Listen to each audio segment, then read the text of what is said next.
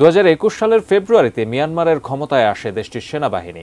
অভ্যুত্থানের মাধ্যমে অং সান সুচির নির্বাচিত সরকারকে উৎখাত করে তারা দেশ পরিচালনার দায়িত্ব নেয়। কিন্তু এতদিন জোর জবরদস্তির মাধ্যমে দেশ শাসন করে এলেও ক্ষমতার 3 বছরের মাথায় প্রবল চ্যালেঞ্জের মুখে পড়েছে সামরিক জান্তারা। মিয়ানমার জুড়ে তাদের বিরুদ্ধে তীব্র প্রতিরোধ গড়ে তুলেছে গণতন্ত্রপন্থীরা। সেই সাথে এবার জান্তা বাহিনীকে সতর্ক করল জাতিসংঘ। আরও জানাচ্ছেন এএসআই রাজ। মিয়ানমারের বিদ্রোহী সশস্ত্র গোষ্ঠী এবং সেনাবাহিনীর মধ্যে সংঘর্ষ ভয়াবহ আকার ধারণ করেছে।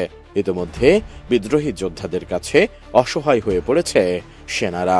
অভ্যুত্থানের মাধ্যমে ক্ষমতা দখল করেও এখন দেশটির নিয়ন্ত্রণ করতে পারছে না জান্তা সরকার। এদিকে জান্তা বাহিনী মিয়ানমারকে ধ্বংস করে ফেলার চেষ্টা করছে বলে সতর্ক করেছেন দেশটিতে নিযুক্ত জাতিসংঘের বিশেষ প্রতিবেদক টম অ্যান্ড্রুস। বৃহস্পতিবার মিয়ানমারের প্রতিবেশী দেশ থাইল্যান্ডের জাতীয় নিরাপত্তা সংস্থার কাছে এক ব্রিফিংয়ে এই সতর্কবার্তা দিয়েছেন তিনি।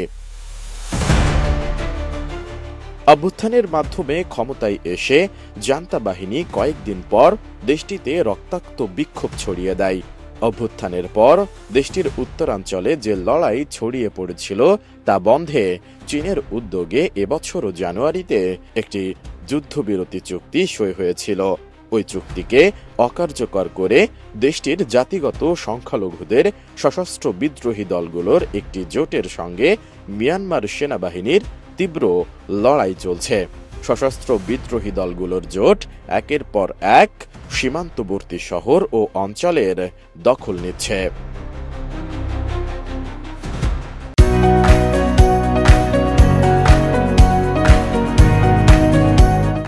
এ বিষয়ে অ্যান্ড্রুস বলেছেন, জান্তা বাহিনীর সময় ফুরিয়ে আসছে। তারা ক্রমেই দেশটির ওপর থেকে তাদের নিয়ন্ত্রণ হারাচ্ছে। তাদের বহু সেনা হতাহত হয়েছে, তাদের সামরিক সক্ষমতাও হ্রাস পাচ্ছে। এটি আক্ষরিক অর্থেই জান্তার পরাজয়। এখন এটাই মনে হচ্ছে জান্তা বাহিনী একটি দেশকে ধ্বংস করে দেওয়ার চেষ্টা করছে, যেটি তারা নিয়ন্ত্রণ করতে পারছে না।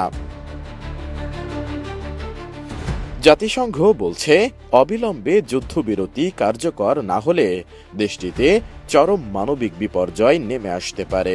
জান্তা যেভাবে সাধারণ জনগণের ওপর যুদ্ধ চাপিয়ে দিয়েছে, তাতে দেশটি এখন নিশ্চিত ধ্বংসের দিকে এগোচ্ছে।